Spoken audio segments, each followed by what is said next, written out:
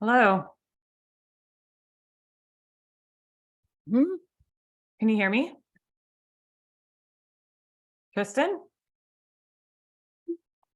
Can you hear me? Hi. Can you hear me? Hello? No, you can't hear me? Can you hear me? Can you hear me or see me?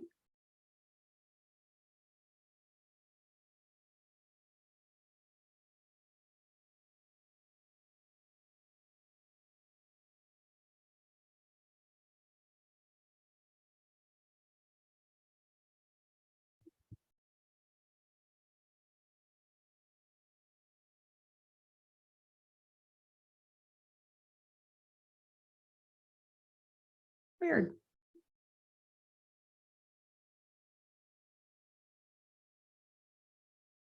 Okay, I'm gonna. Hey, I refer you,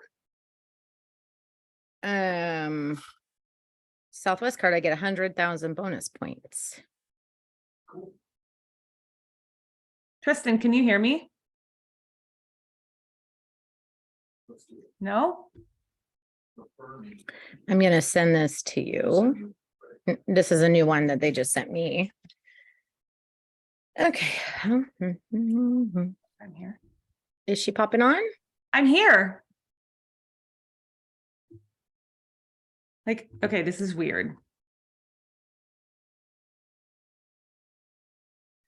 Hi, Tristen. I'm here. You can't see me, huh? This is weird.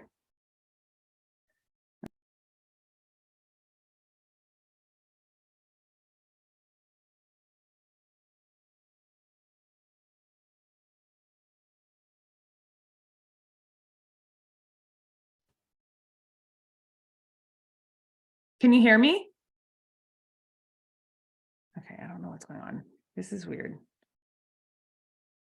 Good morning. Oh, you can hear me. Okay. Hi. I was like, hi. How are you? I don't know if there's something wrong with our connection. I've been here for Oh, no. I my daughter got stuck in Vancouver. And so it's been this whole she had to get on a tiny plane and get her to Seattle. And so it's just been kind of a crazy morning this morning. Got it. Okay. Yeah. I've been here for like 4 minutes and I've been like, Tristen, can you hear me? Can you see me? I'm like, hello. I was just about to call you. I'm like, you're in Bonnie Lake. So I used to coach a long time ago with Club Wealth and they're up there. Yeah, they're in Sumner. Oh, and so I don't know the difference between the two. Yeah, they're close. Okay, cool. Yeah. Thank you so much for making the time. You were just crushing it. And I'm so excited to have you be on the podcast. And this podcast will launch next month. And I will make sure we tag you in it. And I'm just going to pull up my questions here. Let me see. How's everything going? Fantastic. Business is awesome. Yeah. Good. Yeah, you look like you're killing it. So it's so awesome. I would love to see and celebrate other people's successes. It's really an awesome thing. Okay, so great. So we're gonna get started, and I'm just gonna do a little intro here, and then we'll go from there. Okay. Yeah. All right. Well, this morning did you send me really quick? Let me just see if your assistant sent me your bio so I can introduce you.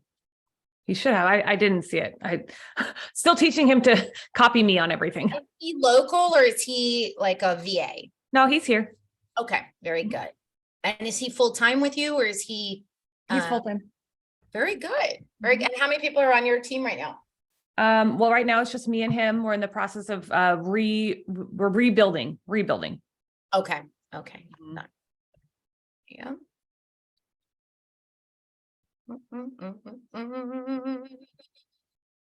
Everything goes slow. Here's Brandon. Cool. Awesome. There we go. I don't know what he said. Do you mind forwarding me that email? Yes, I can. It's pretty short, but you know what I'll do is I'll introduce you and I'll let you kind of take it from there. Okay. Okay. All right. Here we go. All right, guys. Welcome back to the Empowered Agent Podcast, where we empower agents to build a real estate business that they love and have a life that they enjoy living. I am so honored to have Lynea Carver here with me today. Lynnea is crushing it, and I can't wait to see what she's going to do in 2023. Lynnea's mission is to leave a lasting positive impact on the lives of others with the goal to serve over 100 households in 2023. Welcome to the show, Lynnea. Hi, thanks for having me. Yeah, thank you so much. So Lynnea, I'm going to just dive into a couple of things right now. You know, let's kind of just get into that. Why don't you tell me a little bit about yourself, what kind of what you specialize in, and where you are. Yeah. So real estate, I like to tell people, is my third and final career. I did mortgages back in 2006, 2007, failed miserably. I also, the market shift happened and I was super young and not really prepared for the financial implications of a shifting market. I was horrible with money, not joke, like horrible. I'm going to just go into a little bit of personal, but like, I was so bad with money. I filed bankruptcy. I had debt collectors calling me 24/7. I had a car repossessed. I got an eviction notice. And that was when I decided I had to get a real job. So because I had to learn financial responsibility. So, I went into corporate America and worked my way up through corporate America. I spent 12 years in that career and learned so much about leadership, sales, marketing, operations, just all that stuff. But more importantly, I grew so much as a person and so much financially. And I was able to buy my first house back in 2010, and which was like a huge milestone for me, considering where I was coming from. Right. And like then ever since then, I just kind of was like, at some point I want to get back into real estate. And so 2018 came along and I finally was like, okay, now's the time. And so I got my real estate license, worked as a part-time real estate agent for about a year and a half. And I went full-time February 7th of 2020. So right during COVID. So, hey, that's amazing. Right during COVID too. Wow. COVID. Yeah. So I want to touch into, like, I know that there's going to be some agents that are listening to this that are part-time agents. What was your experience being a part-time agent, and how did you make the transition into a full-time agent? So I'll be honest, being a part-time agent I'd never considered myself a part-time agent ever. Like it's a full-time mindset. Mm-hmm. So while I did get paid to go to a job from 9 to 5, my mind was not in my job.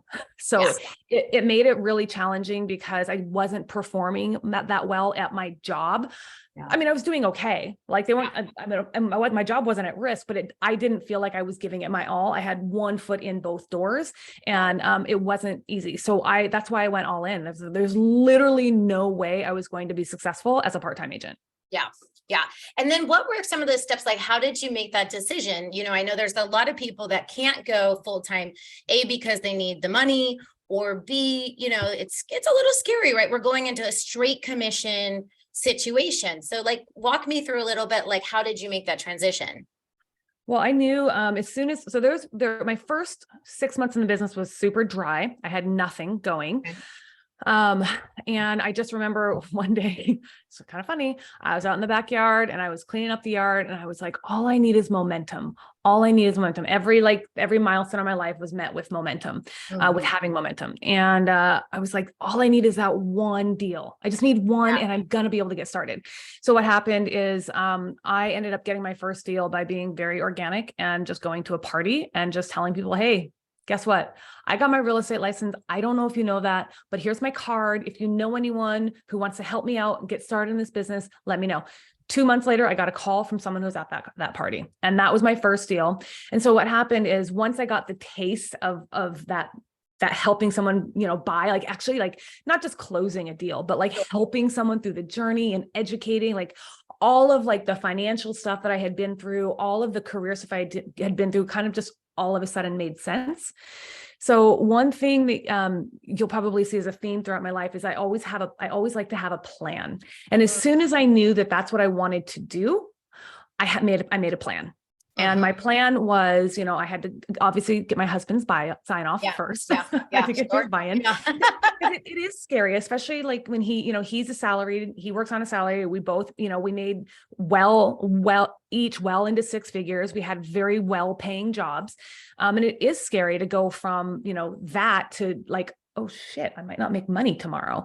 But what I did is I just put together a very clear plan. I want to be out by X date. This is what I'm going to do. And this is how I'm going to do it. And so I closed as a part-time agent, I closed 9 deals my first year, all organic, just by social media, referral, just organic. And that as soon as that's all I needed to do, because what that did is because I was a W-2 employee, I could keep almost every single cent of real estate commissions for the first year because I paid taxes for my W-2 income. So this additional income, like the way it worked out was that I didn't actually owe taxes. I actually got a little bit of a refund because I paid enough in W-2 income. So it was nice because, that $89,000 that I made in commission went to paying off all the credit card debt that I had, paying for our wedding, and putting 3 months of reserves aside. And that's how we did it. 3 months of reserves. I think that's wonderful. And I also really think that getting into momentum, I always say, like, if you're a new agent, go and follow another agent around all day and just get in their momentum, right? Like get in somebody's momentum until you can get in your own, because it's kind of contagious. And once you're going, then it's really kind of just keeps going. Okay. So you were talking about that first year, most of your business was social media or organic referrals, people that knew you. And where would you say most of your business comes from right now? 65% of my business comes from organic, social media, and referrals. Okay. So 65% comes from organic, social media, people who know you, they're seeing you on social media. And let's talk a little bit then about social media. What channels do you focus on the most? In order, Instagram, YouTube, Facebook, LinkedIn. Got it. LinkedIn. And if you were just if somebody's listening to this and they're thinking, okay, well, gosh, I just want to start with one. Let's start with Instagram. How often do you post? What is do you have a content strategy? Always a content strategy. But the thing is that when I tell people, if someone just wants to choose a platform, what matters more than anything is consistency. So I don't care if your consistency is once a week, that is your consistency, right? Now I am, frequency, it's consistency over frequency. So the how often do you post question really doesn't mean anything. It's like, how consistently do you post? And so what I did, my strategy at the very beginning is very different than what it is now. But at the very beginning, it was just, I used stories a lot. I was still a little nervous because I had a full-time job. I was a little nervous to be super real estate online because my boss followed me online. So I use the stories because the stories only show up for 24 hours. And that's kind of what I did is I would tell stories through stories. But now my Instagram and Facebook talk to each other. So it's pretty easy to be pretty consistent on the two of them, which is really nice. But my content strategy on Instagram is just, I tell stories more than anything. I've gone through different iterations of what experts have told me works, but I like Instagram because that is where 99% of my people are at first. And that's people come to Instagram after they've seen me on YouTube or after they've seen me on Facebook. So they're not finding me on Instagram. They're following me on Instagram. So that's why I like it. Cause it's more of a nerd. It's more of it's a very authentic platform for me. Got it. That's wonderful. Awesome. And so we have 65% is coming from that, past clients, referrals, social media. Where would you say, and because one of the things I want to talk to you about today is that you do an amazing job with getting listing leads and then converting them in actual clients. And that is not that takes consistency, that takes a plan, that takes a lot of follow-up. So let's talk a little bit about that. And is that where some of your other business comes from? Yeah. So when I say 65% is coming from people who know, like, and trust me, a lot of that is from what I call community. It's actually a source now in my CRM. I just made it one this year. And so when I say community, that is a lot of, I go out and I just connect with business owners on a regular basis. I have a YouTube channel. And when I was building my YouTube channel, I started doing a lot more like neighborhood tours and like vlog style tours. And what the biggest win from that is I did a vlog tour in an area around here in one of my areas, which is Lake Taps. And I walked into a coffee shop and I was like, hey, do you guys mind if I just shoot this real quick? Which I think is a totally other subject, like actually how to ask business owners to let you help them is super, super, super easy, but we like to overcomplicate it. Anyway, so I did that. I walked in and I was just like, hey, can I help you? And they're like, sure, just please be mindful of my customers. I said, absolutely. We just want to highlight your coffee shop. It's super, super, super cute. And so while my videographer is like getting footage, I'm just sitting there talking to the owner. He's like, so what do you do? And I said, I'm a marketer. I help people market their homes for top dollar. That's what I do. And he was like, so are you a real estate agent? I was like, well, I guess technically that's my title, but I mean, more than anything, that I'm a marketer. And he was like, oh. So then like, I just kept going in. I did the vlog tour, and then I did a full on tour for them, which was awesome because I got to sit down with the owner, just learned all about her story. She's so passionate about coffee. It was awesome because I got to connect with someone who is passionate about something like I am. Right. Yeah. And so, anyway, the biggest win from that is that I just kept visiting for coffee, like once every couple of weeks. I don't go there every day. And then one day she's like, hey, can you come here? I want to talk to you real quick. I said, sure. She's like, so I need you to keep this a secret. But we need to sell our house. We have some plans for our future. And she's like, and we don't want anyone else to know because we get a lot of real estate agents who come in here, but none of them are like you. Love that. Yeah. So that turned into like the best clients I've ever had. So that's what I call community, things like that. And so that's obviously turned into referrals from them. That's turned into me being able to do it more for people because they were super happy about the results I got them, exposure on their shop. So that's how leads come. That's the organic. Yeah. So that's like, I love to follow Tristen Campanella, and he talks about being the digital mayor, right? And really going into your community, going deep, supporting the local businesses. And I think even for myself, when I thought about it, I'm like, would somebody really want to watch this? But what I'm hearing you say, it's more getting into that business's world and then connecting with your community. So like reframing it that way. That's so awesome. That's such a great way of looking at that. That's amazing. Okay. I think the other piece is like people do it all the time. We like to say, oh, I'm a realtor. Okay. Right. Literally, I am not a realtor. I mean, yes, I happen to sell homes for a living, but more than anything, like I have a system that I put in place that helps people sell their house for top dollar while also buying another one simultaneously. And this is how I do it. And that's what I tell people. And so I think that's the other big takeaway from that is that, people, maybe people don't want to watch the video, but I get to talk about what I do with someone who's also passionate about what they do. So we share that. Yeah. You're sharing your worlds. And I also want to just highlight right there, you have a super clear message about what you do. And I think like personally, I've been doing this for about 9 years, and it took me a long time to feel confident about that. Like, what do you do? I'm a realtor. Well, you really need to have and craft your message that is so easy for somebody else to digest, that really showcases what you do, right? So I think that's a really, really good takeaway from this conversation for sure. That's made a huge difference. Let's talk about like how often do you, so you work with a videographer. So the videographer comes with you, and it's just a local person that and then how often are you doing these interviews with people? So it really depends. And I don't actually work with a videographer any longer. Okay. It's all about leverage, right? Yeah. So it's all about iterations of growth, and the videographer was costing me a lot of money. And I was like, I know enough about this that I can do it. So I have an awesome person on my team, my marketing and project specialist, and he loves to record video. So pretty much that's what we do now. Like he does it on his phone. I do it on my phone, and we send it over to my editor, and my editor edits it and puts it out. So I do visits with small businesses, usually like once or twice a week, mostly because I'm addicted to coffee and shopping. So it makes it really easy.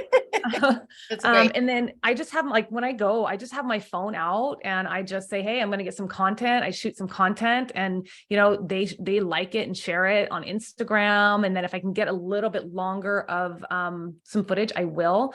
An example is I'm actually meeting with the founder of our local food bank right after this call. Yeah. We're doing a full-on tour, and she's like, I'm hosting a local business community meetup. This is another thing. We're calling it the Bonnie Lake Business Leaders Meetup, and we're hosting it at the food bank, and we are collecting donations. So as part of the promo for the event, we're doing a tour with her, talking to her about her passion. And then the other cool thing is that I have ISAs who call, they circle prospect for me. So instead of like calling, as right now people are sick and tired of talking about buying or selling a house. They don't want to. So we're just plugging like, hey, we're doing a food drive. And what we want you to do is like, if you want to donate, just leave us a bag on your front porch. We're going to be in your neighborhood from X date. And then we have a leave behind for them. And the leave behind is a QR code that's going to lead them directly into Homebot so they can get set up on market reports. Okay, so that's one of my biggest topics, Homebot. Let's talk about Homebot. You are a Homebot queen. I love Homebot. And I also think Homebot can be a little bit intimidating in some ways if you don't know how to leverage it, right? And I've watched a lot of how you leverage it. So let's just maybe just in like a few tips, like what are some ways that you're leveraging Homebot? Do you check in your Homebot every week? Kind of walk me through that process. First tip is before you even like start Homebot, you need to have a lender sponsor you so you can add videos. There's about a series of 12 videos that you can add throughout Homebot, and you need to do that. That's tip number 1. All right. Tip number 2 is have a system for when you're actually checking up on those Homebot leads. Mine is every Monday. Super easy to remember because Homebot is sending me a digest reminder every Monday. And so it sends me my top people, and I just call them. And the question or the conversation that I have with them, because people always ask, what do you say when you call them? Is like, hey, I noticed you were active in Homebot this week. What's going on? How can I help?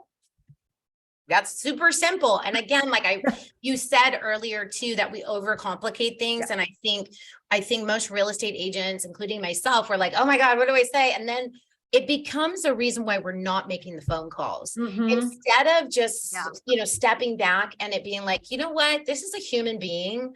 I'm a human being. I really want to help you. I have this cool tool called Homebot. Let's get you set up on this. And like, let's just have a conversation. There's absolutely no pressure. And like the way you said it, it doesn't sound weird or gross or salesy or anything like that. It just really sounds like you care and you're just curious what's going on in their lives. Yeah, that's really great. Do you put your buyers in there? I do. And it's really cool because right now we're actually working on setting up a Zapier integration where I can, because my ISAs will call through and they'll have buyers who just want market updates. So we're like, hey, let's do this for you. So then we're just sending them directly over to Homebot from our follow-up boss, which is pretty cool. Yeah. And so my lender is also like, she's my lender sponsor, but she also has expectations behind her that she has to call and follow up once a week. So like I've set those clear boundaries. I'm like, listen, I'll show you how to use this. I will teach you to help other agents use it. So she can get more exposure with it. Yeah. And so, but here's my expectation. Yeah, that's awesome. All right, let's dive really quickly into platforms like Street Text or listing lead sources that you use. How did you develop a system around converting those leads? Like I think I saw something on social media that you had converted a couple of Street Text leads. And so for those agents that are listening that don't know what Street Text is, it is a really pretty high level Facebook ad system that does really generate people who are curious about either the value of their home or something in their life.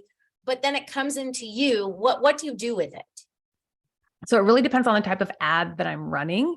Okay. Right now, I think I have about 7 or 8 ads being run through Street Text right now. I get about 10 to 15 leads a day.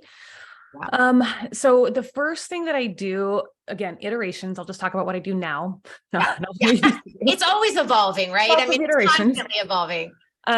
So what I do now is I have, because I have an ad running, it's a downsizer ad. And like I told you just a minute ago, I have this system that helps people sell their home for top dollar while also buying a new one at the same time, seamlessly and efficiently. Right. So what I do is in my follow-up, I manually write the follow-up, and I have words, neuro-linguistic programming, right? Like, so like, for example, I have an automated text that goes out for a downsizer that says, "Hey, Tristen, thanks so much for looking at my list of one level homes on Facebook. I just sent it over. When do you have time to connect?" And so that autoresponder is awesome, because then people are like, I have time, or I don't have time, or whatever it is. So that's what I do. But then also, like, throughout that drip campaign, we're calling them. So I'm a huge proponent for picking up the phone. You gotta pick up the phone. Yes, I know that people have a lot of fear of the phone. Pick up the phone. Yeah. And you know, so, like, the thing is, like, someone might not answer the phone and they might text you back, and that's okay, but you still have to take the effort to call them. Yeah. Like, you can't just like we have to get out of this, like, some people don't like to talk on the phone objection. We have to get out of that. Right. If they don't like a voicemail, let's go there. Do you leave a voicemail? It depends. It depends. Okay. We typically do what we call the bulldog callback. So we call once. If they don't answer, we hang up and call back again. Okay. It works and it doesn't work. I don't really have a thing of whether or not I can just always testing. Yeah. Yep. But then we do leave a voicemail on the second attempt. And the second attempt is just, "Hey, you call. I just want to make sure, checking in that you got your list of one level homes on Facebook." Got it. And then do you drop anything off to them? 10 to 15 leads a day would be a lot of drop offs. No, I don't. No dropping off. Okay. So we're just calling. They go into Homebot, I'm sure. They probably get your series of videos. Yep. So you've really systematized this. Do you do any mailing at all to them? We do.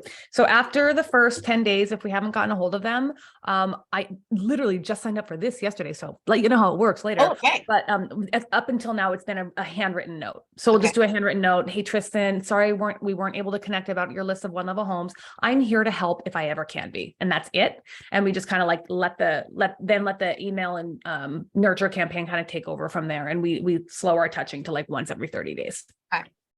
Okay. And what did you just sign up for? Wait, I just got excited. Oh, AM cards. AM cards. Okay. Yeah. So I haven't used it before. Similar to like a send out cards. Yeah. The cool thing about AM cards though, is it integrates directly with my CRM. I use Follow Up Boss as a CRM. So you can like basically automate AM cards through Follow Up Boss. I'm like, oh my gosh. You know, when we're talking to you, I'm going to be doing a podcast about different systems people use. And, you know, I think it as an agent, there's so many things and we can kind of like get a little squirreled, but if you can find the systems that are working for you and really, really leverage them, there's that word again, really leverage them to make your life easier and more automated. That's a huge thing, right? And I think some coaching and different things like that are great ways to get onto that. All right. So we talked about where sources of business come. Are there any sources of business you haven't tried that you would like to try? Yeah, there's a couple out there that I've heard of. What is it, like listings to leads? I've heard that one. Right. There's you know, a few things like through KV Core that I haven't tried yet. Making it rain leads through KV Core. I've heard great things, but I haven't tried it. I also have heard a lot about Ylopo, but don't know if I want to pull the plug on spending that much money quite yet. Yeah, I have Ylopo. It's a pretty robust system. I have it for buyers, and I think it's a really great way to keep people engaged that kind of fall out. Yeah. But yeah, it's an investment for sure. Yeah. I do Google leads. I do a lot of YouTube. I get a lot of leads from YouTube. So, you know, we'll see. The one thing I'm adding in a little bit more of this year is actual seller seminars, in-person seller seminars. I haven't done those yet, but very specifically for downsizers. So, downsizers are empty nesters, because like, if you're like, for me, you know, if now I would, but you know, when my mom was trying to help my grandmother move out of her condo toward the end of her life, it made it very challenging because we didn't really have a checklist. We didn't really know what to do. So I just see a big need for that, like having somebody who's an expert in that. So that's really more of what I want to do this year. Right, right. Got my husband here in the background helping me plug my computer. You're like, it's dying, it's dying. This is my support system right here. I love That's it. right. It's like, Love it. got to work together. So one question, like as agents are coming in, to life and, how do you balance all this? Like, how do you work like 1,000,000 hours a week or and if you do you just love it? Iterations, right? So I'm very, very, very strict and protective of my alone time, which is every morning from 4:30 to 7:30. You are up at 4:30, girl. Oh my God. Okay. God bless. Well, that's because like I do work from about 7:30 to about 6:30 every day. Okay. So like I have to have time for myself. Like there's non-negotiables in my life. And one of those is my fitness. Like that is a non-negotiable for me. So, I have to make it work where I can. So I work about 7:30 to 6:30, Monday through Friday. I work on Saturday, but Saturday, I don't necessarily consider it work as much as more just like cleanup time. Like I'm cleaning my office or I'm cleaning up my inbox, or I'm just kind of like cleaning up things from the week. And then I take every Sunday off. And so so on Saturdays, you're not showing homes. You don't work with a No. buyer pool. Okay. No. You're mostly working with listings right now. Yep. I have a buyer's agent who's on a temporary, she'll be back hopefully end of March. So I have a couple other agents in my area that I rely on a lot for showings and whatnot. And it's been a really helpful, that's great leverage, right? Because it takes up a ton of time. I love working with my buyers, but it's very time consuming. Very, very time consuming. Right. And so we're going to be wrapping up here because it's a pretty short podcast. One thing I would love to hear is what are some like really good tips, either for new agents or agents that are looking to, increase their business this year? My biggest tip is to stop trying to focus on 80 things at one time. Okay. You really, really, really have to narrow it down to that one focus, which is why, at the beginning you introduced and said, I'm on a mission to serve 100 households in 2023. That is my one singular focus. That is it. With that, there's an income goal. With that, there's a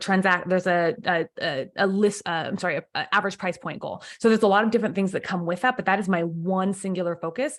And so that, like, having it a super narrow focus has allowed me to clean up my messaging, get very clear on my marketing. I mean, all the other things that need to happen rather than trying to focus on like the whirlwind of life. Like I have the one focus in life. So I love that. I love that. And I also see that you're doing a lot of leveraging, to help you, and you're kind of figuring out systems and things so that you can stay super focused on that. Yeah. That's amazing.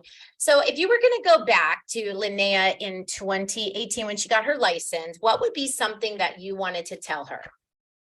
I would tell her to keep going, was my favorite thing to say, keep going. Because, I was kind of one of those people who came in when the market was hot. Yeah. And I just kind of like went with the flow, and I saw the market shift about a year ago, is when I started to see the signs. I track stats week over week, and I've been doing that for the last 4 years. So that's another tip I can give you. So I've been able to see proactively when the market was going to shift, and I saw it about a year ago. So about a year ago is when I really hunkered down. I was like, okay, there's a lot of things that need to change in my business. And so what I would tell her 4 years ago is to get your systems in place first, but don't overcomplicate them. Like stop overcomplicating them. Mm-hmm. I think that's a big thing that a lot of people do, right? We get into it and we're like, oh my gosh, what are, this and so get your systems together. That's such a good thing to do. So, and then staying in momentum, I definitely heard. And the other thing I heard too is your non-negotiable time, right? So, you have your morning time that is super, super important to you. And then let's just end today. What are some of the big goals that you have? Obviously, helping 100 families. How many people did you help last year? I closed 40 this year. So, so we are on a big goal this year. I also have a lot more leverage and a lot more systems in place this year. So that's why the goal jumped so much. If it was just me doing the same thing I've always done, I would not even have that. I wouldn't even think I'm going to be like, okay, let me just do it. I'm the exact same person. No, that's not it. There's a lot of things that I've learned, a lot of things I've implemented to actually help me get there. Got it. So you've used the leverage and systems. So our big hairy goal this year for Lynnea is 100 families or 100 Households. households helped in the Bonnie Lake area in Washington. Mhm. Lynnea, I want to thank you so much for being here. This was so awesome. There's so much good nuggets in here. You guys can find Lynnea on social media, and I'll be putting all those links into the show notes, so make sure you guys follow her. And thanks again so much for being here. Thank you, Tristen. Yeah, Bye. yeah.